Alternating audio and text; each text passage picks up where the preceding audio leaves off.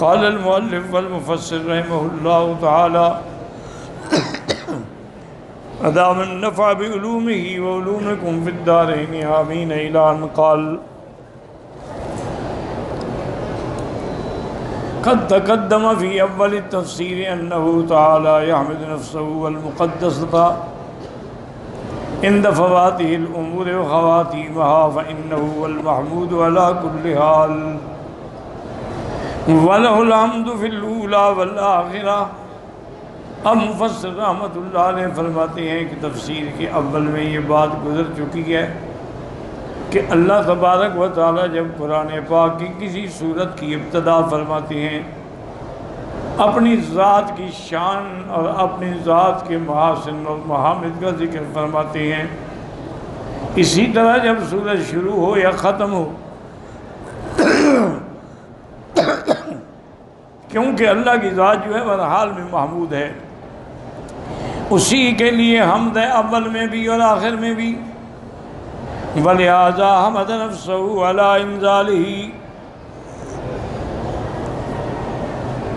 إِنزَالِهِ كِتَابِهِ الْعَزِيزِ عَلَىٰ رَسُولِهِ الْكَرِيمِ مُحَمَّدٌ صَلَوَاتُ اللَّهِ وَسَلَامُهُ عَلَيْهِ.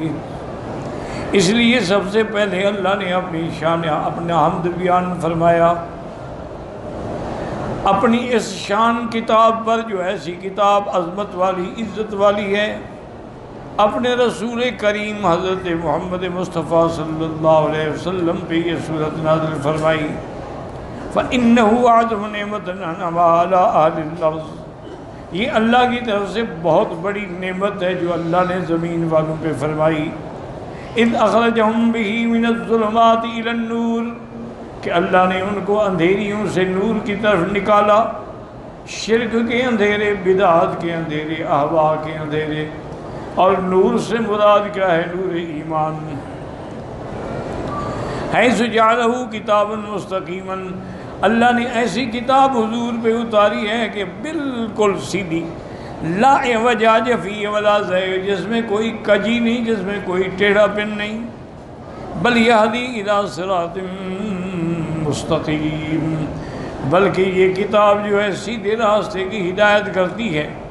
واضحاً بینا جلیا نذیرا للکافرین، بڑی کھل کے واضح ہو کے، اور کافروں کے لیے یہ کتاب جو ہے اس میں ڈرایا گیا ہے. بشیرا للمؤمنین، اور مومنوں کو خوشخبری دی گئی.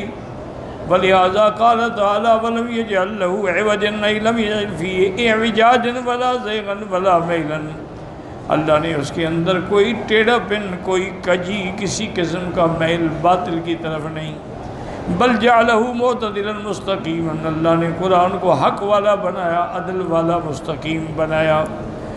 قیما مستقیما لینذر باسا شدیدا من لدنہ لمن خالفہ وکذبہ ولم یؤمن بہ، تاکہ اللہ کے پیغمبر اس شخص کو جس نے مخالفت کی، تکذیب کی، اس کو ڈرائیں. باسن شدیداً، اللہ کی سخت پکڑ سے. عقوبتاً عاجلتاً فی الدنیا وعاجلتاً فی الاخری، کہ اللہ کا عذاب دنیا میں بھی جلدی پکڑ لے گا اور آخرت کا عذاب تو الگ ہے.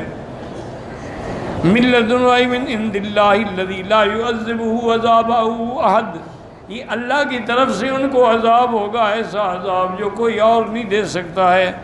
وَلَا يُوثِقُ وَثَاقَهُ أَحَدٌ، جیسے اللہ ان کو حکم دے کہ فرشتوں سے جکڑیں گے، ایسے کوئی پکڑ اور جکڑ بھی نہیں سکتا ہے.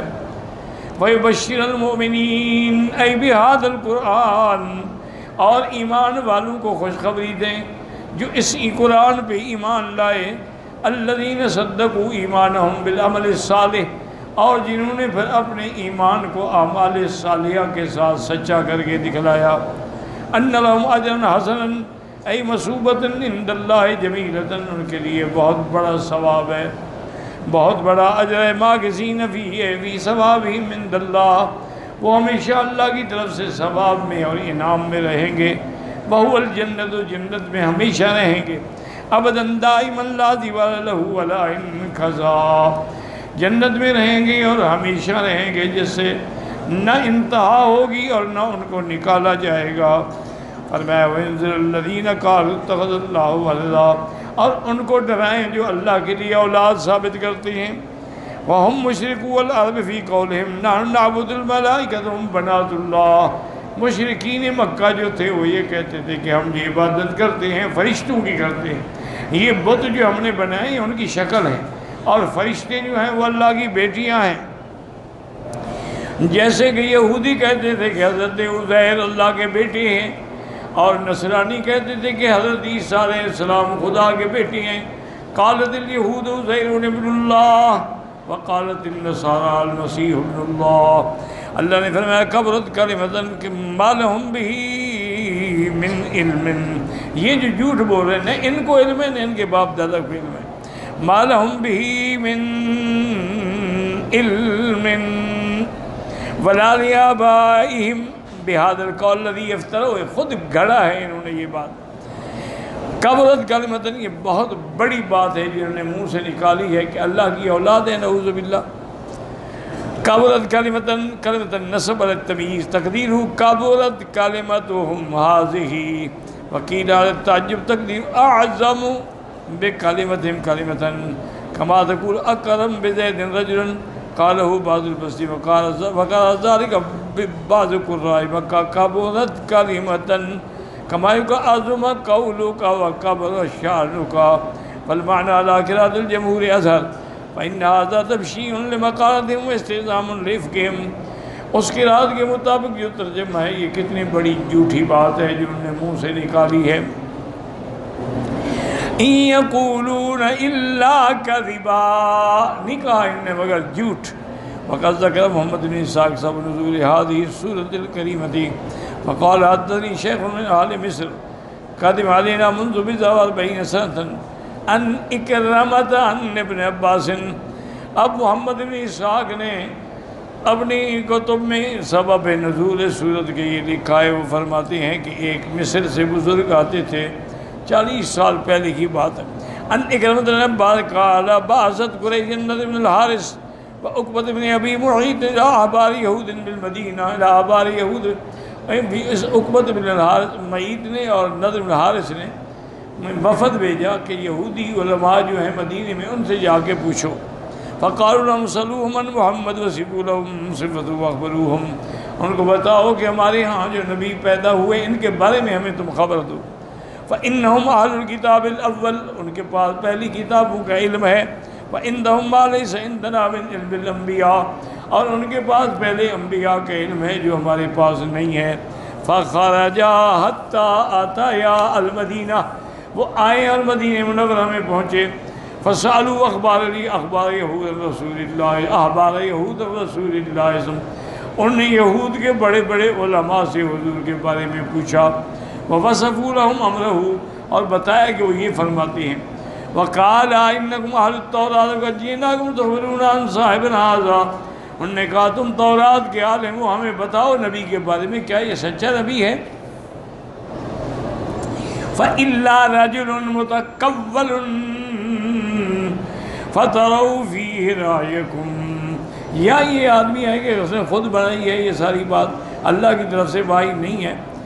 انہوں نے کہا ایسا کرو کہ سلوہ عن فتیۃ ذابوا فی الدہر الاول ما کان من امرہم، کہ کچھ نوجوان تھے پہلے زمانے میں جو اپنا ملک چھوڑ کے کہیں گے، ان کے بارے میں بتائیں کہ وہ کون تھے۔ فإنہم قد کان لہم حدیث عجیب، ان کا بہت بڑا عجیب قصہ ہے۔ وسلوا عن رجل طواف بلغ مشارق الارض ومغاربها ما کان نبوہ، اور پوچھو کہ ایک بندہ ایسا گزرا ہے جس نے پوری دنیا کی سیر کر ڈالی، مشرق سے لے کر مغرب تک، وہ کون تھا، اس کا کیا حال ہے، یہ بھی سوال کرو۔ وسلوہ عن الروح ما ہوا، اور یہ بھی پوچھو کہ روح کیا چیز ہے۔ فإن أخبركم بذلك فنبي فاتبعوه، اگر وہ تمہیں جواب دے دیں تو پھر تو وہ سچا نبی ہے، اس کی اتباع کرو۔ وإن لم يخبركم فإنه رجل متكبر فاسلكوا في أمره ما بدا لكم، اور اگر وہ جواب نہ دے سکیں تو پھر معلوم ہوتا ہے کہ جو کچھ کہتے ہیں وہ غلط ہے، وہ نبی نہیں ہے۔ فأقبل النذر وقدم على قریش فقال یا معاشر قریش قد جئناکم بفضل ما بینکم وبین محمد، کہنے لگے ہم ایسی بات لے کے آئے ہیں کہ آپ کو اور ہمارے نبی کے درمیان فیصلہ ہو جائے گا۔ قد امرنا آباء یہود النصر عن نور فقبلوهم بها فجاءوا رسول الله فقالوا يا محمد اخبرنا فسألوه عما امروهم به فقال لهم رسول اللہ فلکم قد ما سألتم عنه. حضور نے فرمایا میں کل جواب دوں گا، لیکن آپ نے انشاءاللہ نہیں کہا. ولم يستثني فضل ولم يستثنوا طلبوا وقتوا 15 لیلۃ، 15 راتیں گزر گئیں. لا يرسل اللہ علیہ ذالک واحد، اللہ کی طرف سے کوئی وحی نہیں آیا. فلا یاتیہ جبریل علیہ السلام تعجب اہل مکہ وقالوا وعدنا محمد غدا.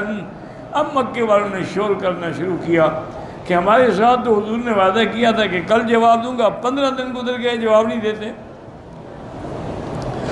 لا یخبرنا بشیء ما سألنا عنہ وحتی آذن رسول اللہ. مقصد بھائی ان وشق علیہ بیعت النبی اہل مکہ. ایک تو وحی میں انتظار ہو گئی اور مکے والوں کی باتیں سن کے حضور بڑے غمگین ہوئے. ثم جاءہ جبریل علیہ السلام، اس کے بعد حضرت جبریل آئے من اللہ عز جل بصورت اصحاب الکہف. تو یہ کہ صورت لے کے آئے، اس کے اندر پھر اصحاب کہف کا بھی، ذوالقرنین کا بھی اور روح کے بارے میں بھی موجود ہے. فیہا معاتبۃ ویا ولا ہدی مخاطبہ سألون من الفتنة ورجل الطواف وقول اللہ عز وجل ويسألون الروح قل الروح من امر ربی وما اوتیتم من العلم الا قلیلا واللہ اعلم.